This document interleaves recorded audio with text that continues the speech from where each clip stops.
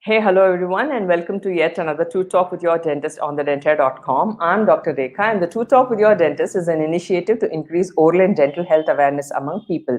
Visit our website www.thedentaire.com to get more information about your oral and dental health. Subscribe to our YouTube channel, and you can follow us on Facebook, Twitter, Instagram, Telegram, and on LinkedIn. And in conversation with me today on the Two Talk, I have Dr. Sriranjani Jaideep. To give you a brief introduction about Dr. Sriranjani, Dr. Sriranjani Jaideep is an MD in Internal Medicine branch of Ayurveda and has a PhD from NIMHANS, Bangalore. She has held various positions in a long-standing illustrious career of 20 years in the fields of Ayurveda, Ayurveda-based integrative clinical practice, transdisciplinary research, and academics. She has published in several peer-reviewed medical literature, book chapters, and has presented at various international medical conferences and symposiums. She is a reviewer and editor of several integrative medical journals. Currently, she consults at Mississauga, Canada, and her interests include visual and performing arts. Dr. Sriranjani, thank you so much for joining me in today's To Talk with Your Dentist conversation, and a warm welcome to you. Thank you so much, Dr. Rekha. It's a pleasure to be and wonderful work that you're doing through your thedentaire.com. Yeah. Thank you, thank you, thank you. So, Dr. Ranjini, you are into the Ayurvedic system of treatment. So, very briefly, if you can tell our viewers who are probably not aware, on what principles does the Ayurvedic system go about doing its treatment? So Ayurveda is more of functional science, I would say. So in modern medicine, you do talk about cells, tissues, organ systems, and so on. But in Ayurveda, we view physiology and pathology in terms of three functional entities. Many of us would have heard about it: Vata, Pitta, and Kapha. Now, these three form the basic substrata based on which the entire body works. So simply put, Vata is anything that moves in your body. It could be something macro like swallowing, breathing, moving your hands and legs. It could be something much micro as the movement among the different cells, the circulation of blood. All this is Vata. Pitta is something which is related to metabolism. So all the anabolic and the catabolic processes that happen within the body is because of Pitta. Again, this can happen at the digestion that you see within the gastrointestinal tract, or it could be at the micro level within the cells and tissues. We have Kapha. Now, Kapha forms the basic structural entity, I would say, as in it is anything that is fluid in nature and has the capacity to kind of be a building block between the different cells. So you have your intracellular fluid, your extracellular fluid, the mucus, all these come under Kapha. Now, if we look at these three entities this way, you can see that they work in physiology, and if something goes wrong with them, they become pathological and lead to diseases. So Ayurveda has 8 branches, which many people are unaware of. We have internal medicine, which is Kaya Chikitsa. So also we have pediatrics, obstetrics and gynecology. We have surgery, father of surgery was Sushruta. And we have a dedicated branch in Ayurveda called as Urdhvanga Chikitsa, or diseases of the head and neck, or more specifically, your ophthalmology, ENT, dental, oral health, and hygiene come under this branch. We do have a postgraduate degree. Yeah, we call this a Shalakya Tantra, and we do have a postgraduate degree in that too. Oh, that's very interesting. You know that even dentistry has a separate branch even in Ayurveda. So, what are the kind of diseases or pathologies that you would deal in the dental section? Since this platform, this forum is more dealing with dental health. Yeah, so we have similar diseases of the teeth, diseases of the gum, which encompass everything about dental health. So we say that mouth is the first stair when it comes to your entry into the gastrointestinal tract. So your starting of your digestion and metabolism happens here. So Ayurveda stresses on the fact that good oral health is very much integral to good metabolism, as in your entire body's metabolism is dependent on this first Hmm. that we need to pass Hmm. before the food enters into the gut. So, Dr. Ranjini, as we know, a huge percentage of population across the world suffers from gum diseases.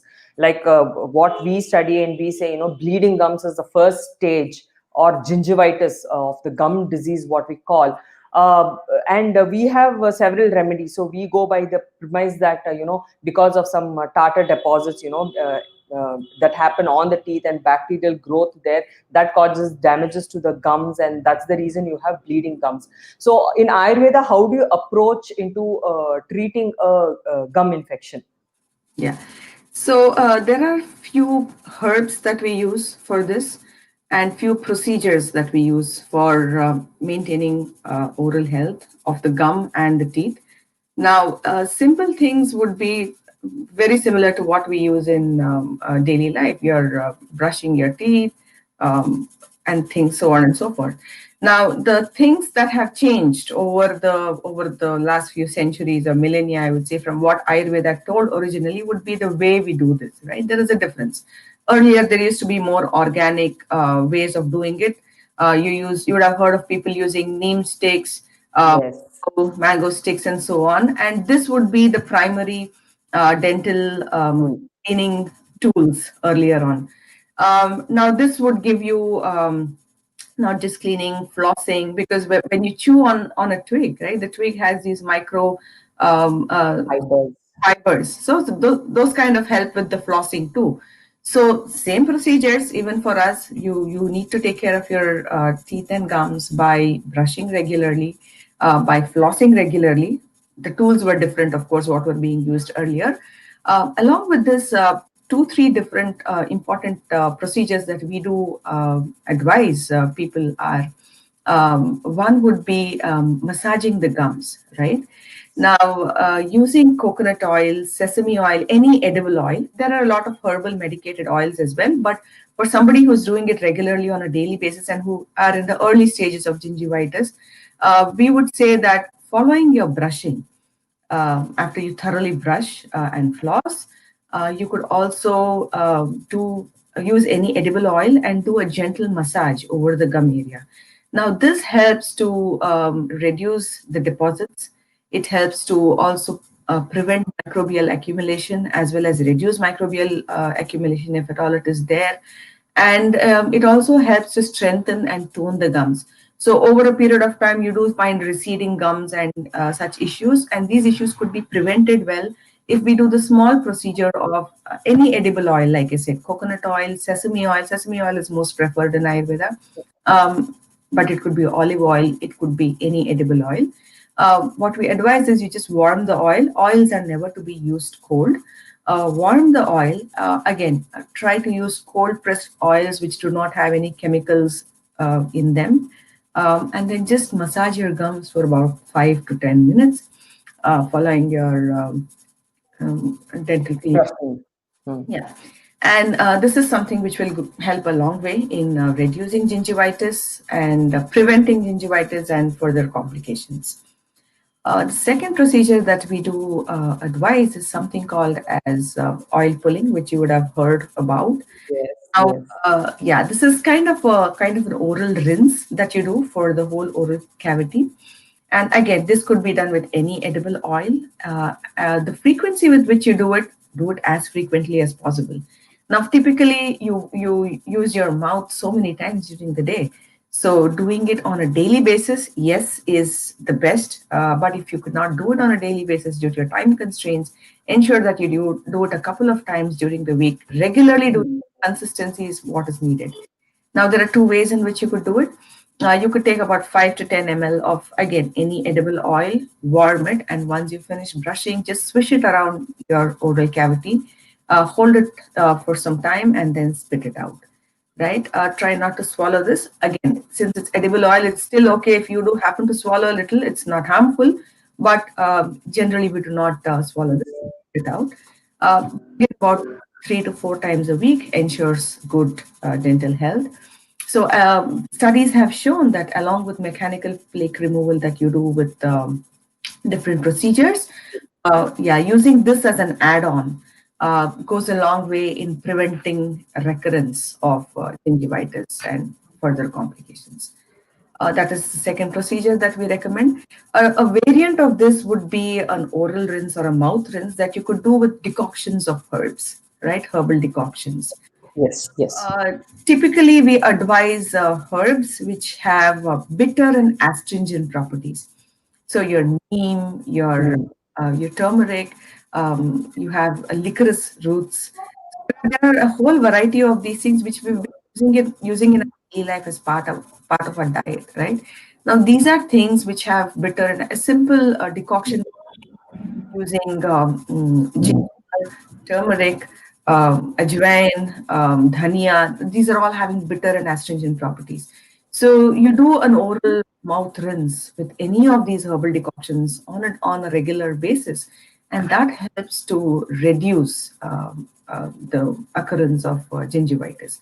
So it kind of goes in between your teeth and pulls out all the debris, food debris, and even the microbial loads. So, Another procedure that we definitely do recommend is scraping the tongue. Now, yes. the whole oral cavity is a kind of a system which each part works for contributing to the whole oral health, right? Yes. Yes. Tongue being one of the parts of the oral cavity, we do recommend scraping the tongue regularly, every day, because of overnight after you sleep, you get up in the morning, you have a build-up. You then definitely have to clean that, and that helps to also improve your oral health generally, and definitely specifically for gingivitis. So, Dr. Ranjini, you did mention and say certain like oils or decoctions that can be used as a mouthwash, what we say mouthwash, which can help reduce the plaque accumulation or the deposits on the teeth and damage to the gums. So, how often would you, I mean, when would you recommend this use? In the morning or at night before getting to bed? Typically, it is best done in the morning as part of your morning routine. So in Ayurveda, we describe something called as dinacharya or daily routine, right? So you have these things to be done first thing in the morning. Before you, I mean, people have this habit of drinking coffee before brushing their teeth, right? So these are simple things, but you would agree that they go a long way in Okay, yes. yeah. So first thing in the morning, you clear out all the accumulation, and that sets the tone for your entire day. And of course, brushing once again at night is also recommended. Recommend. You're unable to do it in the morning, you're in a rush to get to work. Yes, it could be done in the evening also. Evening also. But otherwise, preferably it would be a daytime. The first thing in the morning, you do the procedure. Yes. See, you don't want to apply oil on your gums and then go to bed at night, right? It comes with its own set of problems. So you would not want to do things like that. So yes, typically it is best done in the morning hours. Okay. So how long do we have to, does the patient have to wait before he can, have his morning breakfast or something? I mean, the time gap that he has to leave so that this oil or the decoction has its effect and does its um, uh, you know procedure, whatever it has to finish up. Yeah, about 30 minutes. So About 30 minutes, half an hour. 30 minutes is the time gap you would want to give between any of these procedures and eating or drinking something. Okay. But I think, Dr. Ranjin, now again, I think neem sticks are back into a kind of fashion, I think it's being sold online also, it's available. Yes. So I think a lot of patients who are on the net and who are seeing this will probably be also aware that neem sticks are available these days. So would you say it is a good replacement to the current modern toothbrushes that we have? is it recommended that you use it, or you say use it at least once in a day, kind of a thing? Because I think neem, we know, has good antibacterial properties. Yeah. So, like I said, neem, mango, guava leaves. There are a whole lot of them which could be used, right? But yes, the whole thing depends on where you source it from. As long as it's being sourced, see, you when you look at a stem, you really can't identify, um, uh, and every also similar. All stems taste very similar. So be very sure of where you procure it from. Make sure it's an authentic source. Also, make sure that it is not contaminated. It should not necessarily be from areas wherein there is a lot of environmental pollution, like next to the roadside. See, trees do absorb a lot of things. They absorb all the pollutants in the atmosphere, right? So you need to ensure industrial pollutants. There are a whole lot Yes. which currently we do have issues with. So as long as the source is right, again, it cannot. I wouldn't say it as a replacement. See, it's just a change in tool. You were using a cycle earlier, and now we use a car. So that would I replace my car with a cycle? Yes, it is good for the environment. You can do that, but again, there are essentials, must dos, and there are nice to haves, right? So if you categorize them, yes, it is definitely nice to be having a neem twig or a mango and chew on them. It does a whole lot of good to your system. And yes, being more organic in nature, it is more healthy for your system. You're not using any sort of a chemical entity to for the cleansing procedure. So yes, it is definitely indicated. You could purchase them and use them. And like I said, if you're not able to have access to these twigs, you can order them online and you can buy them, yes. But if you do not have access, there are different other procedures which give you similar benefits. You're looking at antimicrobial, you're looking at improving reducing the plaque deposits. So these kind of benefits could be had with different things as well. So you could use any one of this or all of this, and going for better dental hygiene. Yeah, Yeah. probably also tooth powders that are Yes. based out of herbs, the Yes. compositions. Even they are available, I think, in the market. That can also be Yeah. used. Yeah, so that's one thing that is, so there are a lot of herbal toothpastes available. Now, if you go through the ingredients, about 3 to 5% of the ingredients are only herbal. The remaining 95 to 98% still is your conventional toothpaste. So I don't see an additional value in this 3%. How much would that 3 or 5% translate to actual effectiveness or efficacy, right? In terms of, so that is something that we need to be cautious about in not going overboard with our herbal Products. yeah, that is, I mean, it is very confusing. I, as a consumer, would not know the difference between, I would definitely going for the herbal toothpaste. So do look up the ingredients, right? Ensure that it has a good percentage of herbal ingredients in it so that you get the benefit of the herb. And yes, again, tooth powders are preferable over toothpaste. The reason being you have much less additives added to them. To get the consistency, to get the thing of the Foaming. form of the toothpaste, you do have to add a lot of chemicals, which is invariable in that procedure. So if you want to avoid those, yes, tooth powders are more healthier. Then again, people do have issues using the tooth powder with a toothbrush. So there are these kind of Practical. yeah, practical issues. So, but like I said, if you could do this at least once a day, now you could do your morning routine as you do it. Use a toothpaste and toothbrush for convenience, for time. But in the evening, at night, before you go to bed when you brush, do a small massage using these tooth powders. Clean your teeth Yes. and also massage them on the gums, and they do help a lot. Yes, yes, yes. I think we just have to kind of balance between our tradition and the modern requirements, and blend the tradition with the technology. Yes, yes. We also advise for oral health. We also advise these nasal therapies called Nasya. So they are Uh-huh. nasal drops Uh-huh. with herbal ghees, herbal oils, and this again not just for gingivitis but for general good dental Digestion, dental health. dental health. Yeah, so your teeth get stronger with regular use of this. So there are different things that we do, but again, each one comes with a rider. So it's better to do it on a one-on-one basis, consult with your nearest Yes.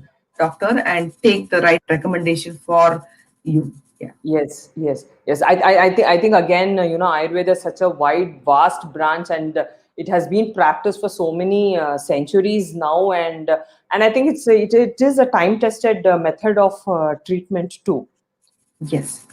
So I think There is good research evidence also on all these procedures, oil pulling, tongue scraping, and oral rinses using herbal decoctions. So you do have a lot of research evidence-based information based. is available, which do show that sometimes some of the studies do show that they have exactly the same effect as using a chlorhexidine mouthwash, for That's example, one. or using your regular mechanical plaque removal. And sometimes they do show that it has some added benefit over and above what you see with your conventional dental procedures and care. Yes. Just out of curiosity, Dr. Ranjini, just asking. So, when they do specialization in your branch, do you actually carry on any procedures as such? Like we do extractions, tooth removals, tooth replacements, and things like that. So, do you people also practice anything like that? Yeah. So in general practice, like out there in the private clinics, not many can stick to doing. Like I said, awareness is very less. People do not know that Ayurveda does have this kind of a branch. So in the general practice out there in the private clinics, you do not find a lot of people doing this. But when you go into these institutions, that is academic hospitals and hospitals attached to teaching institutes, It's do have separate departments for this particular field. And yes, okay. do teeth removal, tooth Yes. removal, cleaning procedures, and other things are done. Oh, May not be as extensively. extensively done as in conventional dentistry, but yes, we do have separate departments. Oh, that was very interesting indeed. You Yeah. know that the kind of treatment procedures that are available in Ayurveda for probably it starts off as a very simple condition, gingivitis, bleeding gums, and Yes. like you said, I think following small little procedure, integrating small little procedures into our daily routine will probably go a long way in taking care of our dental health. Yes. But again, like as dentists, we would recommend that you please visit your dentist once in 6 months for a checkup. To understand the other problems that are going on in the Yes. mouth. Very true. So that is something that we recommend also, that see it has to go hand in hand. There are certain things that your system does much. It has progressed a long way. So now you can't expect a person to have developed gingivitis and gone into the next stage of periodontitis and then come to Ayurveda and expect things to Yes. vanish overnight, right?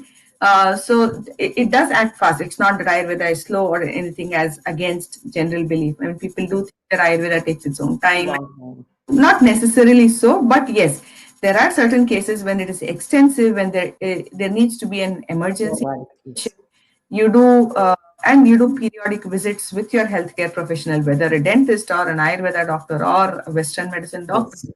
Do your periodic visits because Yes. helps to prevent complications later on. Yes, yes. I think that makes a perfect sense. Like that. And I think it was very informative indeed, Dr. Ranjini. I mean, what you shared with our viewers, and I really hope it helps them. If they had any doubts or if they were wondering about some things, because one person saying one and the another person saying yes, this is true, that is not true. So probably getting it straight from the experts from the field, and I hope it is helpful to them. Yeah, it was a pleasure being on your show, and good luck to you. Thank you so much, Dr. Ranjini, and I really hope I can get you back to share your experience and knowledge on so many other aspects, that involves oral and general health Sure. of the patient. Sure, anytime. Yeah. Thank you. Yeah. Thank you. So, viewers, that was Dr. Sriranjani, who did share with us her experience and her expertise on your oral and dental health. If you have any doubts or queries, please don't hesitate to write to us and we will get back to you on that. So, until next time that I come back with another dentist with another topic about your oral and dental health, keep smiling, stay safe, and be happy. Thank you.